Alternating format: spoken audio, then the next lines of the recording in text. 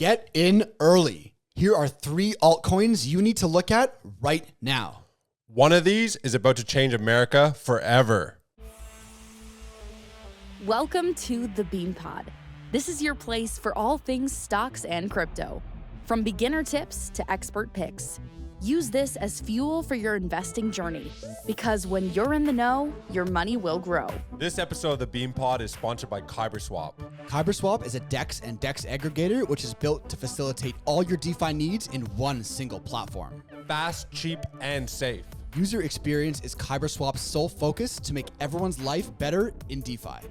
All views expressed by speakers on the Bean Pod are solely their opinions. You should not treat any opinion expressed on the Bean Pod as a specific inducement to make a particular investment or follow a specific strategy, but only as an expression of their opinion. This podcast is for informational purposes only.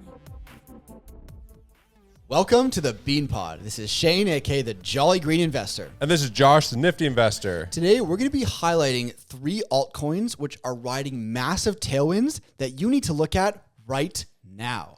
This might be the biggest piece of news that has hit the crypto industry in America to date. It's absolutely massive, and we believe that this could change the way Americans trade crypto for the foreseeable future. Yeah, there's a lot of big pieces of news to digest here. We're going to talk about 3 really interesting projects. One in particular, which has a monster catalyst no one is talking about. And look, when I say get in early, it's not financial advice. I mean, look, this is our own opinions. We're talking about 3 projects that you've already heard us talk about, but they all have big updates. And this is something that you need to focus on because people aren't talking about it enough. And this first one might be the biggest. The news just hit, and we're jumping on this quick and trying to get this out to our listeners. A massive partnership with MasterCard. Yeah. Globally with MasterCard. So if you've been watching the show for a while, if you follow us on TikTok, Instagram, Twitter, you heard us talk about maybe a month and 2 months ago, something like that. We started talking about a company called XTP. Now, the massive news that we want to drop today is that XTP, which previously had only been operating in Europe and outside of America as a fully licensed and regulated crypto bank, all kinds of crypto like transactions, trading, they just got approval and are launching to the United States of America. This is gigantic. Absolutely gigantic because we have Binance US getting ousted. We have Gemini and Kraken going through their issues. We had the collapse of FTX. We have Crypto.com going through their difficulties. Lo and behold, here comes a fully regulated and licensed platform that Americans can now use to buy, sell, and trade crypto with a partnership with MasterCard. Yeah, so a few years back, XTP partnered with MasterCard, and they were kind of one of the ones that pioneered this whole use your crypto to buy things via credit card. And it just makes a lot of sense. I'm sure a lot of you, a lot of our listeners hold a lot of money in crypto, maybe in stable coins, and it'd be nice if you didn't have to just transfer it from USDC to fiat out to your bank account, to your credit card to buy stuff. If you could just do it from a card. And that's one of the things that XTP and Tap Pay has been focusing on, is by partnering with these exchanges and bringing out pay-as-you-go MasterCard cards from Tap. So that's a huge thing. And then when you look at what they've already done, they're listed on the European Stock Exchange. So as I said, fully licensed, fully regulated. The amount of trust that this company has is a lot higher because they're going through the due diligence of a publicly traded company as opposed to some random lockbox company where you don't know what the fuck SBF is up to, right? They're on the stock market. Yeah. This is a regulated company. The revenue, so this is also a company that generates revenue. For how small its market cap is, the user base growth, the revenue growth makes this such an interesting play. So we saw revenue surge 180% to 2.5 million pounds over the last quarter, up significantly. We've seen the user base grow from 140,000 to 200,000, just operating in very small segments. Now they're coming into America with 350 million, a population of 350 million, who don't have access to virtually any crypto exchange. Here comes XTP. Yeah, it's a tidal wave, and it's right on cue. What was it, like a couple of days ago? JP Morgan's bank Chase. Yeah. If any transaction is known to be a crypto transaction, we're banning it. It's the writing is on the wall. Operation Choke Point, they're getting most, and the keyword is most, not all, most crypto exchanges and stuff, unlicensed, unregulated, all these Wild West players. They don't want crypto in America to be run by these shady, foreign Wild West entities. They want fully licensed and regulated entities controlling it. That's why they like Coinbase so much. If you've seen that, we've talked about how Coinbase and USDC are taking over. Well, XTP and TAP, they're kind of along the same lines because they're licensed and regulated. And that is such a key thing here. And MasterCard just ended their partnership with Binance. Right. Look who they're working with now. Yeah. This is the new Binance, but a licensed and regulated one that the US is willing to work with. Yeah. This is huge. So I wanted to look into where this company is from. So they operate in Gibraltar. And this is a small area located on the southern tip of Spain. It's overseen by British territory. And this has actually become one of the crypto hubs for the planet. They're actually one of the smallest countries who's actually pioneering all the crypto regulations. And it's kind of sounds funny, but I view it kind of like the way Hong Kong is going to be for China. Right. It's like this little hub. They're going to be the hub for innovation, for driving progression for the overall broader market. Interesting. So Gibraltar published a regulatory amendment back in the day requiring crypto firms to respect the integrity of markets in which they operate. And despite its super small size, this is the first jurisdiction in 2018 to launch the legal and regulatory framework that we're all using now for market integrity. Right. This is where it all started from, Gibraltar. Yeah. Really interesting, right? Yeah. So XTP, the TAP app, is already available in 45 countries and has over 200,000 active users. And this is where it gets really interesting because the things that you can do on the app are things that people want to do with crypto every day in America, but can't. You can pay for your bills. You can split items with your friends at a dinner. You can send your friends money easily. You can on-ramp and off-ramp fiat, all from the TAP app with XTP integrated in it. And now you're going to be able to do that in America with the launch of this company into America. This cannot be overstated how massive it is. And because it's seamless operation 24/7 globally, operating in over 45 countries, you can now transfer money without any transaction fees or limits. I tried to send some money about 6 months ago back to Australia. And man, trying to deal with like the system to do that. It was brutal. It was a nightmare. It cost a ton of money. Nobody responded to me. It took a huge fee. Yeah. It took like 3-4 days. TransferWise, use Wise. Yeah, Wise. That It's like, company you is don't have bro. the old phone number. It's like, well, I have a new phone number. Like, no, we need it. It's like, fuck. Like, Yeah, it's a joke. so now we can do this. Exactly. We can keep our crypto in one spot. We can trade over 40 plus digital assets. They just added 5 more. So they're going to continue adding all the regulated assets. Yep. So you know you're safe in what you're trading. So pretty fucking huge. And we're talking about, XTP, the fully diluted market cap is still, I think, around 50 million. The trading market cap is under 10 million. 40 million right now, fully diluted. Yeah, so this is still a small cap gem. And think about, we cover a lot of small cap gems on this show. None of them have partnership with MasterCard. None of them are about to launch into the largest economy in the world. None of them are listed on a stock market and are fully regulated and licensed. Like this, XTP is in a league of its own, and I think not a lot of people are talking about it, but this could be the catalyst that could send them to the fucking stratosphere. Yeah, no, I like it. This is huge. It's big news. It's big news. So I think, us starting to talk about it a couple of months ago, the timing was right. The chart had looked like it had bottomed out. There was a massive spike like a year ago, kind of a couple of waves. Now volume was low. People looks forget dead. about it. That's when we like to enter these projects, is when the volume is low. No one's talking about it. It's creating a bottom. And now, lo and behold, that's what happens with these projects. There's the hype phase. Then you have to be patient. Then they have a real catalyst, like a launch into America. And then boom, then everyone jumps on board. All your favorite influencers are going to be buying the motherfucking top. Yeah, but luckily you guys tune to us and we're always digging deep into these projects. For sure. All right, so that is our spiel on XTP and TAP. I think that's pretty interesting. So it's going to be cool to see how this all plays out. You can go check out their app. It's a pretty cool project, but yeah, XTP is one to watch for sure. Yeah, it's more like the user interface is really easy. It's not like trying to use MetaMask. It's all clunky and shit. Yep.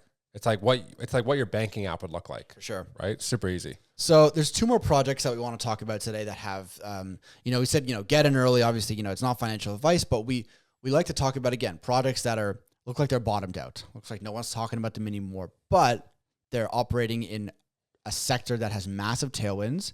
They're building, and they have some really, really interesting launches that have just come out and really interesting roadmaps ahead. So let's start with, there's a really interesting project that we haven't talked about that much. Let's leave that to the end. Okay. Let's talk about AllianceBlock. Yeah. Because this is kind of along the same lines as XTP. This is one of the most well-connected projects in the industry. We had the founder on, the CEO, Rashid. Very interesting, smart individual who is operating within his specialty because he comes from a banking background. Right. This is bridging the gap between TradeFi, traditional finance, and decentralized finance. Yep. It has a relatively small market cap. You know, when you look at its chart, it's trading at, I wouldn't say an all-time low, but like it seems like it's bottomed out. For sure. Non-financial advice is just kind of what I've seen from looking at the chart. Yep. And they have a lot of catalysts in the pipeline here. And one of the biggest one that they just announced was their ArcFi, which is backed by art banks to power tokenized real-world assets. This RWA narrative, everybody's always talking about Rio and all this other fucking RWA projects. People forget that AllianceBlock is not just trying to help the banks out. They also have this real world assets trading platform that people can now use for high-end luxury products. Yeah, I think AllianceBlock and the NXRA token gets lost amongst the hype of the RWA narrative. And I think real world assets, the tokenization of real world assets is just such a massive opportunity for crypto. And we already know that BlackRock and a lot of these companies are already looking into this. So for us, I think AllianceBlock is the number one company that we should be looking at in the RWA narrative. I think so. They just launched their NXRA DEX running on Arbitrum, so it's super fast, super quick, super cheap, and you will eventually, and as you just said, they've already started one of the first pilot projects. Eventually, the long-term vision for their NXRA DEX is that you'll be able to trade all kinds of tokenized real-world assets on a decentralized exchange. So if Josh has a piece of art and he wants to trade the tokenized version of that for my tokenized Lamborghini or a tokenized whatever, you know what I mean? You could put houses tokenized. The opportunity for the cross liquidity of different markets being tokenized, like trading real world assets can be very clunky in real life. You have to go and find the piece of art. It's in Germany. Then you got to fly it back to Canada. And then your car, you got to blah, blah, blah. But if you want to take ownership of these things without actually doing that, trading them on a decentralized exchange that is allowing this, like AllianceBlock is building, that's a fucking game changer. I'm not going to make any assumptions as to who our viewers are, our listeners are, but high net worth individuals do a lot of trading of these assets. It's a great store of value for them. And it is a multi-billion-dollar industry. What NXRA, what AllianceBlock is doing is they're bringing liquidity to an illiquid market. Right. You've never been able to do this before. And the thing that what I appreciate that Rashid brought up was the fact that they're doing it all in a compliant manner. He said anybody can tokenize and do real world assets, but can you do it compliant? Yeah. And not everybody is. So when you have a company that is working with Quant, Hedera, Avalanche, Polygon from the Web3 side, but they're also partnered with the London Stock Exchange, which is super interesting for considering the trading that's going to be occurring. Isn't TAP on the London Stock Exchange? Yeah, they are. Yeah. Oh, yeah. There you go. And then they also have a partnership with Capgemini, one of the largest IT consulting firms in the world with 350,000 employees. Right. So they're so well connected in both the Web 2 and Web 3 space. And this is a company that's sitting at what, like a $40 million market cap? For sure. And then when you look forward in the roadmap of AllianceBlock, one of the really interesting things that we are looking forward to, and if you haven't already watched, as Josh mentioned, we interviewed the founder of AllianceBlock, Rashid. Go watch that episode and you'll see a live preview of their next big product launch, which is the NXRA ID, right? You hear a lot about KYC and regulation and how things have to become compliant, but the actual process of doing it can be very clunky. But AllianceBlock has built this thing, NXRA ID, and Rashid gave us a walkthrough live in our interview. Crazy. It's so seamless, so easy to use, and so intuitive that I can see mass adoption for crypto and KYC literally happening through NXRA ID, which is built by AllianceBlock. That is the key piece in their roadmap, which could make this project absolutely just explode. So I want to talk about the value driver of the actual NXRA token. So tokenization revolves around transactions.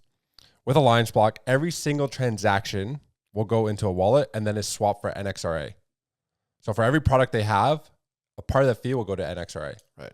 In theory, as more items get tokenized and traded, that drives the value of the NXRA token. And the last thing I want to highlight, which is super important, is that limit order book where you receive stake. I believe you get staking rewards for while it's in order. Yep.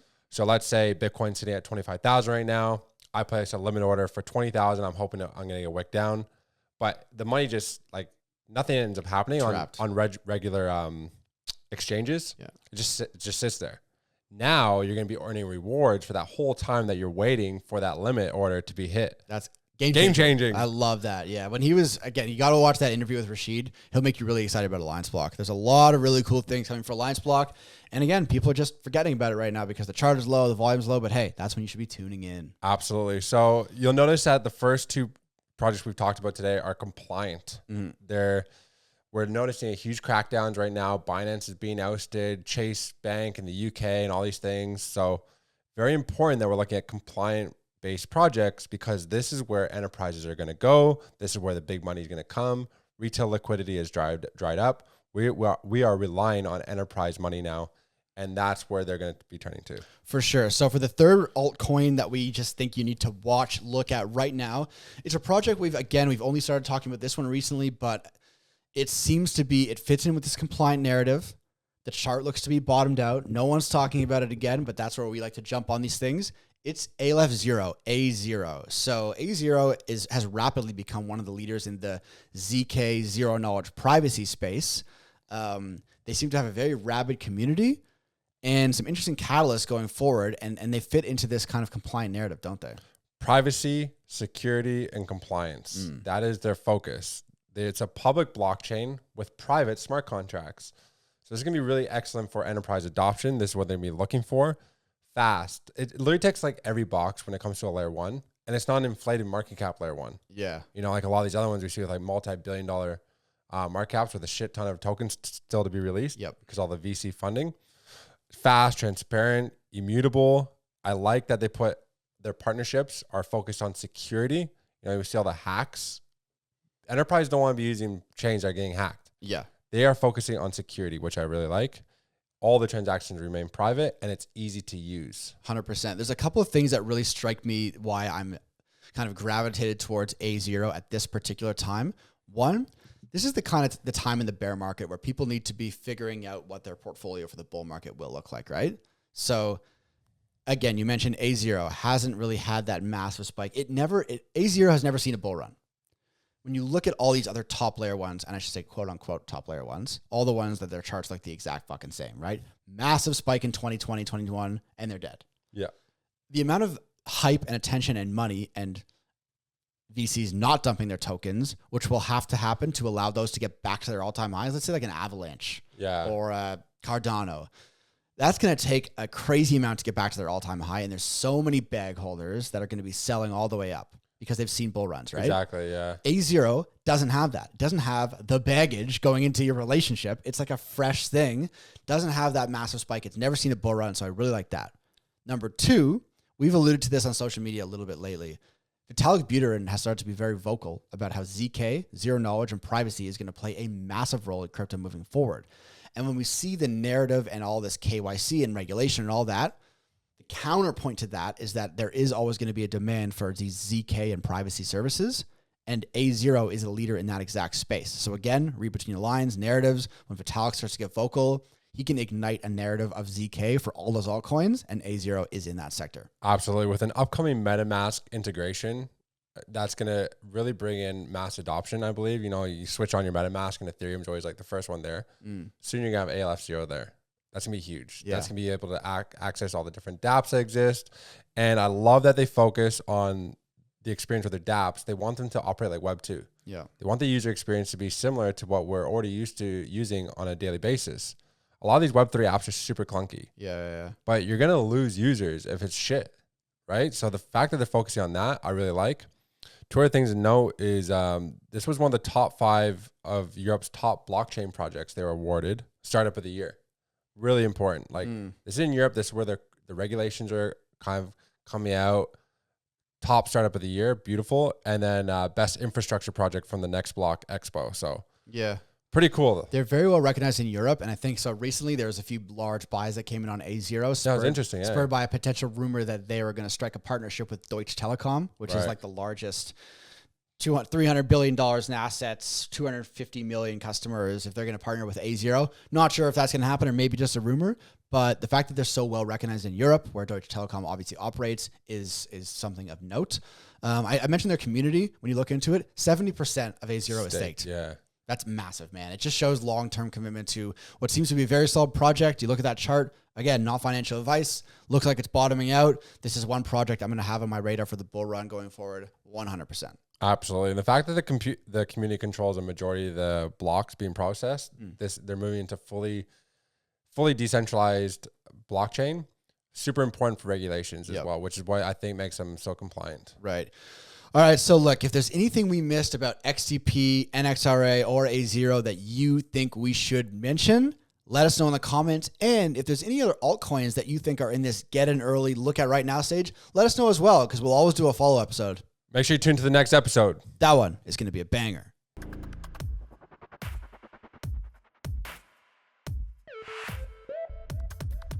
All views expressed by speakers on the BeanPod are solely their opinions. You should not treat any opinion expressed on the BeanPod as a specific inducement to make a particular investment or follow a specific strategy, but only as an expression of their opinion. This podcast is for informational purposes only.